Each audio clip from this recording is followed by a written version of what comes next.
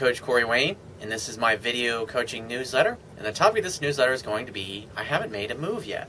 Well, why the hell not? Got an email here from a viewer. He says, hey Corey, I've been watching your videos and I read your book one time. I'm having problems on maintaining control of myself when it comes to talking to hot, bossy chicks. There's this girl that happens to be attracted to me at work. She gives me all the signals as you mentioned in your book, and we always flirt and make fun of each other back and forth. I've known her for 3 weeks.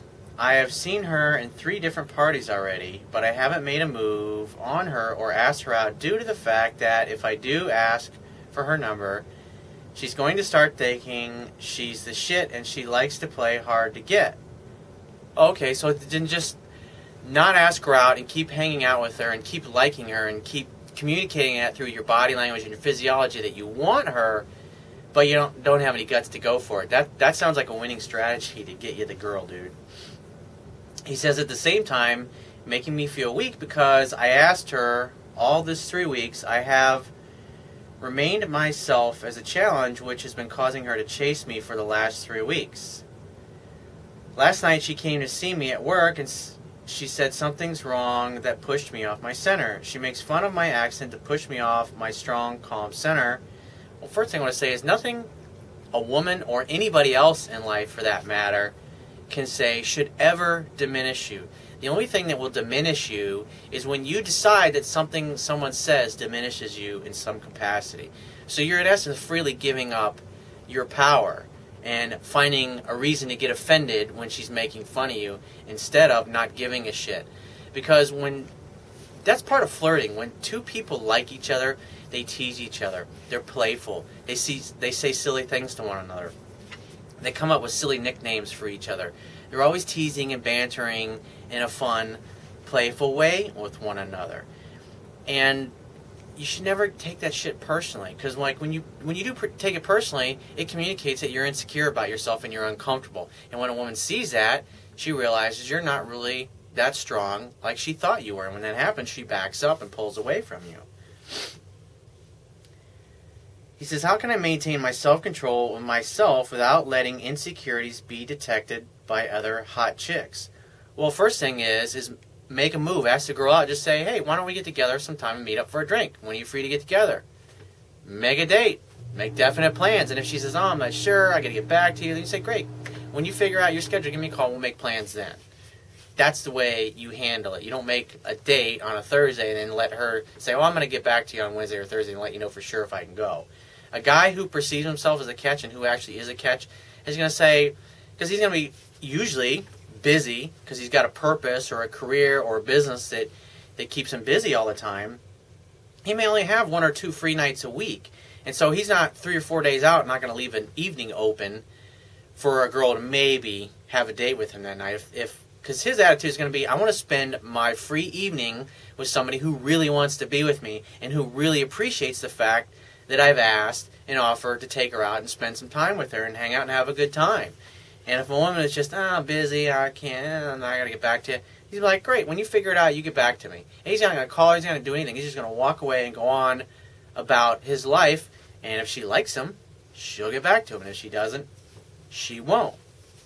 And part of your problem is you care about what other people think. And you have to get to the point where you really don't give a fuck because it doesn't matter.